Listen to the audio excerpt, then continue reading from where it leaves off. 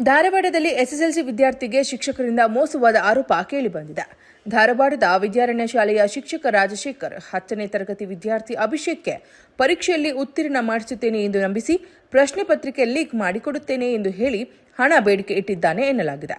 ನನ್ನ ಮಗನ college fees ಕಟ್ಟಬೇಕು, ನಿಮ್ಮ ಮನೆಯ ಬಂಗಾರ ತಂದುಕೊಡು ಎಂದು ಹೇಳಿದ ಶಿಕ್ಷಕನ ಮಾತು ಕೇಳಿ ಮನೆಯಲ್ಲಿ ಯಾರೂ ಇಲ್ಲದ ವೇಳೆ ಖಜಾನೆಯಲ್ಲಿದ್ದ ಸುಮಾರು 82 ಗ್ರಾಂ ಚಿನ್ನವನ್ನು ತೆಗೆದುಕೊಂಡು ಹೋಗಿ ನೀಡಿದ್ದಾನೆ ಎಂದು ವಿದ್ಯಾರ್ಥಿಯ ಪೋಷಕರು ಆರೋಪಿಸಿದ್ದಾರೆ.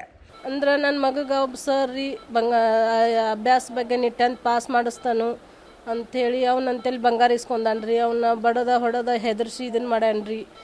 ಅದಕ್ಕೆ ಅಲ್ಲೇ ಕಮಿಷನರ್ ಆಫೀಸ್ಗೆ ಹೋಗಿದ್ವಿ ನಾವು. ಕಮಿಷನರ್ ಆಫೀಸ್ಗೆ ಹೋದಾಗ ಅವ್ರ ಮಿಸ್ಸಸ್ ನಾ ಬಂಗಾರ ಅವ್ರ ಸರ್ ನಾ ಬಂಗಾರ ತೊಗೊಂಡಿನಿ ಕೈಯಾಗ ಹಿಡ್ದೀನಿ ಅಂತೆಲ್ಲ ಮಾತಾಡಿದಾರೆ ರೀ. ಅವ್ರ ಮಿಸ್ಸಸ್ ಏನಂದ್ರಿ, ಇಲ್ಲ ಅವರು ಮನೆಗೆ ಬಂದು ಹೆದರ್ಸಿ ನನ್ನ ಐಟಿ ಜಗ್ಗಿರು ನನ್ನ ಇದನ್ನು ಮಾಡಿದ್ರು, ನಾ ವಿಡಿಯೋ ಮಾಡ್ಕೊತೀನಿ ಅಂತೇಳಿ ನಮ್ಮ ಮ್ಯಾಗ ರೀ ಅವರ ಬಗ್ಗೆ ಸುಳ್ಳು ಕಂಪ್ಲೀಟ್ ಹೇಳೋದು. ಆಮೇಲೆ ಜಾತಿ ಬಗ್ಗೆ ತೆಗೆದ ಬೇಯಾತಾರಂತ ಸುಳ್ಳು ಅಪರಾಧ ಮಾಡಾಕತ್ತಾಳ್ರಿ.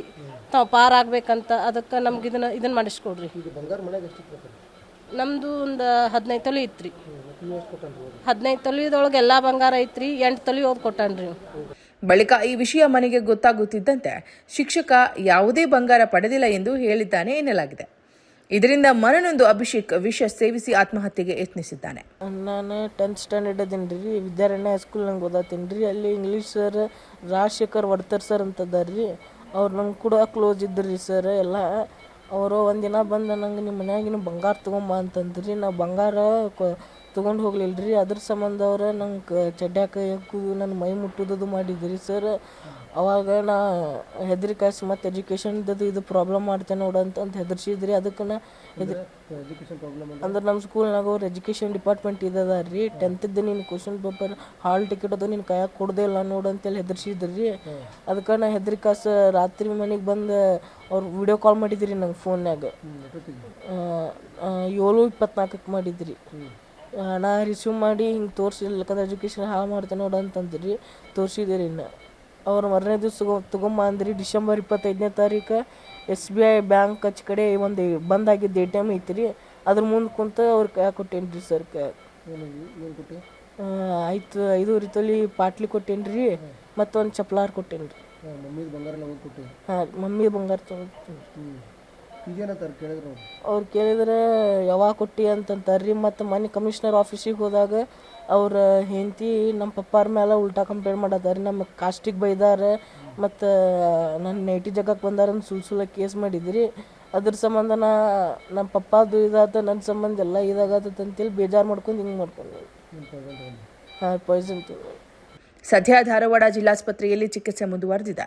ವಿದ್ಯಾರ್ಥಿಯಿಂದ ಪಡೆದ ಚಿನ್ನವನ್ನು ಬ್ಯಾಂಕ್ನಲ್ಲಿ ಅಡವಿಟ್ಟಿರುವುದು ಸಿಸಿ ಕ್ಯಾಮೆರಾದಲ್ಲಿ ಸೆರೆಯಾಗಿದೆ ಎಂಬ ಮಾಹಿತಿ ಲಭ್ಯವಾಗಿದೆ. ಪ್ರಕರಣ ದಾಖಲಿಸಲು ಉಪನಗರ ಪೊಲೀಸರು ವಿಳಂಬ ಮಾಡಿದ್ದಾರೆ ಎನ್ನುವ ಆರೋಪವೂ ಕೇಳಿಬಂದಿದ್ದು, ಈ ಬಗ್ಗೆ ನಗರ ಪೊಲೀಸ್ ಕಮಿಷನರ್ ಎನ್ ಶಶಿಕುಮಾರ್ ಪ್ರಕರಣ ದಾಖಲಿಸಲು ಸೂಚನೆ ನೀಡುತ್ತೇನೆ ಎಂದು ತಿಳಿಸಿದ್ದಾರೆ. ಇದರಲ್ಲಿ ನನಗೆ ಬಂದಂಥ ಸಂದರ್ಭದಲ್ಲಿ ನಾವು ಇಮಿಡಿಯೇಟಾಗಿ ಪೊಲೀಸ್ ಸ್ಟೇಷನ್ಗೆ ಕಳಿಸಿದ್ದೇವೆ. ಮತ್ತು ಅವರು ಯಾವುದೇ ಒಂದು ಎವಿಡೆನ್ಸ್ ಇಲ್ಲ ತೊಗೊಂಡಿದ್ದಾನೆ ಅನ್ನೋದ್ರ ಹಿನ್ನೆಲೆಯಲ್ಲಿ FIR ಕೊಡಲಿಕ್ಕೆ ಹಿಂದೆ ಮುಂದೆ ನೋಡಿದ್ದಾರೆ. ಇವಾಗ ಅವ್ರು ಬೇರೆ ಹೇಳ್ಬೋದು. ಅದೇನಾಗಿದೆ ನಾನು ಪರಿಶೀಲನೆ ಮಾಡ್ತೀನಿ. ಆಮೇಲೆ ಮಗುಗೆ ತೊಂದರೆ ಕೊಟ್ಟಿರೋದ್ರ ಬಗ್ಗೆ ಅಧಿಕೃತವಾಗಿ ಯಾವುದೇ ಒಂದು ಕಂಪ್ಲೇಂಟನ್ನು ಅವ್ರು ಕೊಟ್ಟಿಲ್ಲ. ಹಂಗಾಗಿ ಇದರಲ್ಲಿ ವಾಟ್ ಎವರ್ ಇಟ್ ಈಸ್ ಅವರು ಕಂಪ್ಲೇಂಟ್ ಕೊಡ್ತಾರೆ ಅಂತಂದರೆ ನಮಗೇನು ಅಬ್ಸಲ್ಯೂಟ್ಲಿ ಸಮಸ್ಯೆ ಇಲ್ಲ.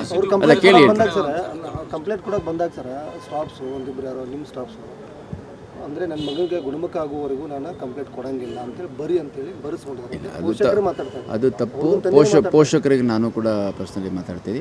ಪೋಷಕರು ಅವ್ರು ಹೇಳಿದ ತಕ್ಷಣ ಯಾಕೆ ಕೇಳಬೇಕು? ಇವಾಗ ನನ್ನ ಹತ್ರನೇ ಬಂದಿದ್ದಾರೆ, ಅವ್ರು ಕೇಳಿಬೇಕಿದೆ. ನನ್ನ ಹತ್ರ ಬಂದಂಥ ಸಂದರ್ಭದಲ್ಲಿ ನಾನು ಇಮಿಡಿಯೇಟಲ್ಲಿ ಲೋಕಲ್ ಇನ್ಸ್ಪೆಕ್ಟ್ರಿಗೆ ಮಾತಾಡಿ ನೀವು ಹೋಗಿ ಕಂಪ್ಲೇಂಟ್ ಕೊಡಿ, ಕಂಪ್ಲೇಂಟ್ ಕೊಡೋಕ್ಕೆ ನಿಮ್ಗೆ ಏನಾದರೂ ಅಕಸ್ಮಾತ್ ತೊಗೊಂಡಿಲ್ಲ ನನಗೆ ತಿಳಿಸಿ ಅಂತಲೂ ಹೇಳಿದ್ದೆ.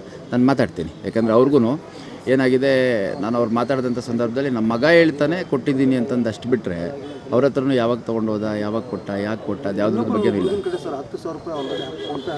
ಹಾಂ, ವೆರಿಫೈ ಅವ್ರು ಕೊಡಲಿ, ಅವ್ರ ಪೋಷಕರು ಯಾರಿದ್ದಾರೆ ಕೊಡಲಿ. ಈಗ 10ನೇ ಕ್ಲಾಸ್ ಹುಡುಗರು ಅವನು ಬಾಲಕ ಆಗ್ತಾನೆ. ಅವನು ಏನಾಗಿದೆ ಅನ್ನೋಂಥದ್ದು ಕೂಲಂಕುಷವಾಗಿ ಪರಿಶೀಲನೆ ಆಗಬೇಕು, ತನಿಖೆ ಆಗಬೇಕು ಅಂತಂದರೆ FIR ಆಗಲೇಬೇಕು.